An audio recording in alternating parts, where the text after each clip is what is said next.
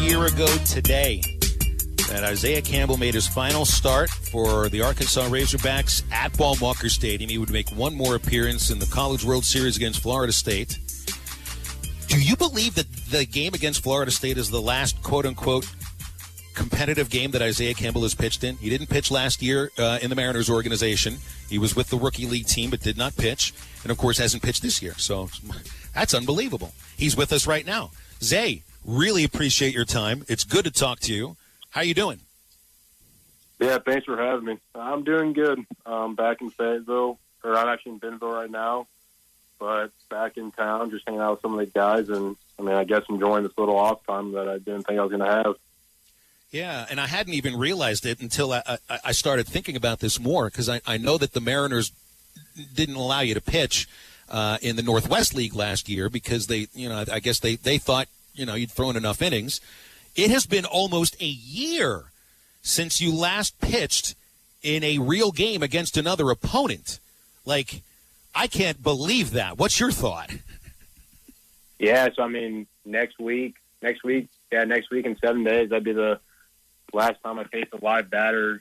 That's a meaning to it, and it's weird. You never think as like a college pitcher or going into professional ball that you wouldn't throw a live pitch for a year. It's different for me because I've always been adapting to throwing once a week and facing live batters on only having about 5 months of off time at max. So, it's been different, but obviously the Mariners had a plan for me going into pro ball last year, and it just sucks that all this, the virus came around and the season had to be cut short and everything. So it's just different, but it's all part of the plan. There's a bigger plan and everything. So, well, I don't think there'll be a minor league baseball season. So I do think that there'll be a weird shortened major league season. I just kind of wonder what it feels like right now for you with all the uncertainty, because you need to face live batters really to develop. But I don't know if you're going to this year. So how then does a pitcher, stay in shape or get better when you can't pitch in games? Yeah, so obviously we don't know if we're going to have a season, but it's looking more and more likely that the minor league season is going to be canceled this year.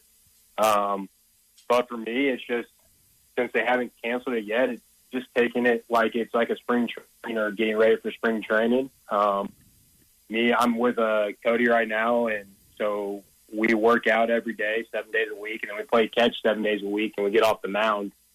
And so that's pretty much how I'm just staying loose and keeping the arm fresh just in case there is a season. Is we long toss every day, and then we throw about 30 to 45 pitch bullpens once a week just to feel the mound and feel the rubber again, since we haven't been off the rubber in like a live game in a while and stuff. So, it's different, but you just got to take it one day at a time, stay in the present moment, and until they finally cancel the season, you just got to be prepared to go back and have a season this year.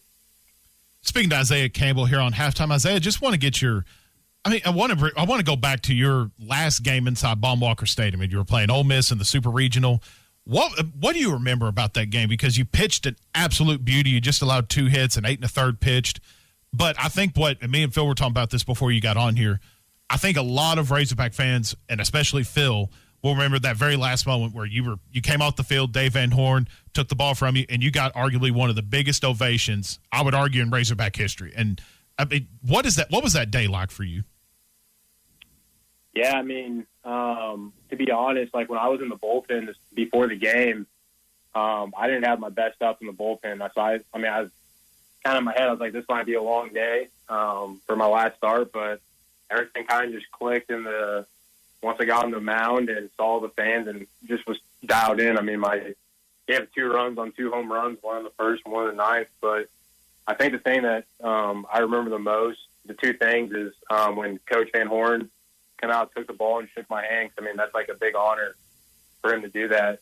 And then the other thing was definitely the standing ovation and the hat tip to the crowd. It's crazy to think that it's 1 year later on this day, and it's still being talked about as, for people, one of their favorite moments in Baum-Walker Stadium's history. So I think for me, it's an honor, and it's awesome to think about that. I mean, that hat tip was just kind of like a thank you to the fans for the 4 years that they followed us and they supported me and through the ups and downs of everything. So it was like a big thank you to them, and kind of just walking off the mound for the last time, it was special. I think what so many people just come back to you and just relate to you so much from 2018 heading into 2019, the amount of improvement that you had on the mound. I mean, you were great in 2018. You were in the College World Series. You pitched in the national championship game. But the amount of improvement that you had between 2018 and 2019, where you went from being the Saturday, Sunday starter to being the Friday night ace, I think for me as a fan, I feel like a lot of fans would agree with me. That's why they related to you so much. And I just wonder if you could speak on what area did you focus on from 18 to 19 as the biggest area of improvement for you heading into the 2019 season? Yeah, I mean, I think for me, I knew the talent was always there. Like, I showed the glimpses in 18. For me, it was all just about consistency. In 18, I'd have a really good outing, then I'd have a poor outing, not a great outing. And so I had a roller coaster of a ride in 18. But so for me, I mean, going into the 19 season, I made a little tweak in my delivery. Instead of being so much over the top, I kind of went down a little bit more on my angle. So it helped me be consistent on my release point and being able to throw more strikes. But I think the biggest difference for me going into 19 was just the mental side of the game. Because, I mean, baseball, as much as it is physical, I mean, it's 20 times more mental. And you have to be mentally strong to be one of the best in the game. And I think after that 18 season, kind of just sat and thought about it and really realized that I need to get my mental game stronger and be more mentally stronger prepared going into the 19 season. And I was, and it obviously showed throughout the year. I mean, I think I had one bad outing against Tennessee. So I was really consistent, and I really contributed to being mentally strong and having that mental side of the game figured out. We spoke about the fans just a moment ago, and I'm just curious from yours because you've been there, done that. Phil's been up there with you and experienced a lot of the highest moments in Razorback baseball history. What are the fans like, and what do you remember most about the Baum Stadium fans? Because we were talking earlier in the show about like some of the heckles that Baum Stadium fans might do. They're so creative. But I mean, and it's nothing derogatory either. I mean, it's always creative and it makes you laugh. But is there anything over your time at Arkansas that you remember with the Baum Stadium fans?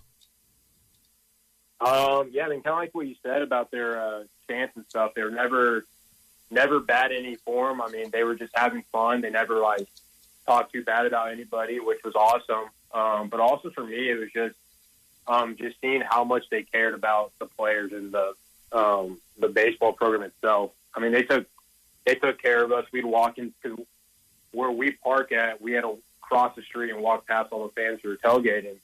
And they would always come up to us, talk to us, take pictures with us, just say good luck to you. And it just, I mean, it's those small things that mean so much to you as a player that you kind of just take for granted. But, I mean, it's awesome that they did that for us. And then just, I mean, from the first pitch to the last pitch, they were always in every game. They were cheering for us, and they were giving the umps hard times. Even pitch could be 5 feet outside, and they're still giving that ump a hard time and stuff when you're pitching. So, just everything about them was amazing, and they just made your time at Arkansas that much better. A couple more minutes here with Isaiah Campbell. Isaiah, I've been meaning to ask pitchers this question. One of my favorite lines from the movie Bull Durham was when Nuke LaLuz throws him an amazing pitch. He has no idea what he did, but it did something incredible, and he says, "Oh my God, what did I do?" Have you ever thrown a pitch in a game that did something that you didn't expect, but it totally fooled a hitter, made them look foolish, and you thought to yourself, how the heck did I just do that? Oh, I mean, I could talk about multiple times throughout last year. I mean, I'd strike a guy out, and Opus would call a pitch, and the ball would do something completely different than what I've ever done with that pitch. And we'd go in, and Hobbs was like, because Opus called all the games, so Coach Hobbs never really, when I was throwing, never really called any pitches. So there'd be times where we'd come in, and he'd be like, "What pitch did you just throw?" And I'd say the pitch, and he'd be so confused. He's like, "That did not do what it's ever done before." And so, like, it's just funny because you never some pitches you just don't know what's going to happen, and it just works out for the best, and it works. But then you could throw your best pitch. Like I could throw a slider that's my best slider, and someone could hit it for a double or something. So it's just baseball so weird, where you could throw a really terrible pitch and not know what's going to happen and get a strikeout, and the next time you throw a really good pitch and the guy hits it down the line for a double. Isaiah, I want to close on just some thoughts about what's happened in the last week and a half across our country. People have been protesting. There have been righteous reasons too. I think that conversations have been opened that were uncomfortable amongst some people, and now we might be finding a little comfort level for those conversations. As you've watched what's gone on across the country and locally too, maybe that's even more important. What are some of the thoughts that you've had? Because you're a very thoughtful and very intelligent person, so I'm interested to get your thoughts on that. Yeah, I mean, first off, I think it's just sad that us in the United States of America in 2020, we're still having to talk about racism and inequalities and stuff in life.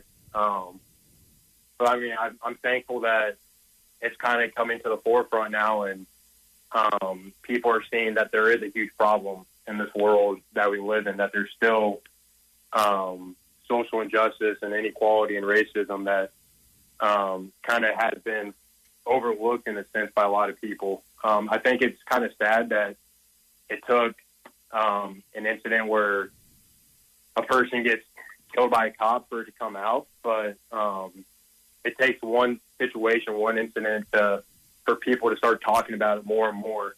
And I mean, I think it's a beautiful thing for this country that people are coming together on such a big issue in this world, because I mean, there should be no racism and inequalities in 2020 in America. I mean, everyone should have the same chance in life to get a job and do all these things in life, where some people don't have it just because of the color of their skin and stuff. But I think at the same time, like, there's this whole thing about cops getting bad, but most cops you ever come in contact with are great people. They want to protect you and stuff. And I mean, you can look at the protest that happened in Fayetteville a couple of days ago.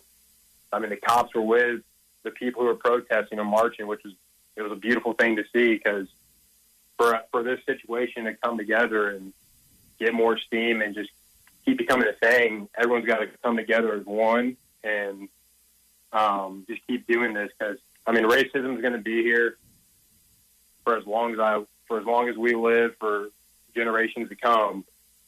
But the more we talk about it, the more it's going to help the situation, and hopefully in these years to come, it's going to provide for a better life for the younger generations. Because I mean, it's sad to think that parents of minority parents are having to have talks with their kids about what's going on in the world. I mean, a 5-year-old or 10-year-old should never have to hear about why there's protests and why someone died like that. So it's sad to think about, especially coming from me, since my dad's black and I come from I'm a minority technically. And so it's sad to see, but I'm just glad it's coming to the forefront and everyone's kind of taking initiative to fix the situation. But I mean, I've always been thankful to have really close friends that have always had my back, and doesn't matter. I mean, like Carson Shaddy, he texted me the other day and just kind of said he loves me, man, and he's thankful for me and all this stuff. And it's like that little thing it made my day and just made me thankful for who I have around me. Yeah, I gotta be honest. From what I know about the players that your brothers essentially for the last 4 years, I wouldn't expect anything except them to be backing you 100%, because they always did. Zay, it's great talking with you. I'm looking forward to seeing you on a pitcher's mound sometime in the future. Thanks for coming on. Good luck getting set for whatever's coming up in the next few months. Yeah, thanks for having me. Hopefully I'm on the mound sooner rather than later. Absolutely. We'll find out. We appreciate you, Zay. You're the man. Really appreciate it. It's Isaiah Campbell. Thanks for having me, guys. You got it. Isaiah Campbell, former Arkansas pitcher, legendary ace, two-time participant in the College World Series on Halftime. That was fun. They don't get no better than him. I'll tell you what. I think Isaiah Campbell was the most dominant pitcher that I've seen in 6 years covering Arkansas baseball, and that includes anybody in the bullpen. He was amazing. Better than Blaine Knott? Yes. He didn't have the 14-0 record. All the other numbers were a little bit better than Blaine. It was incredible to watch Zay do his thing last year. Close out the show next.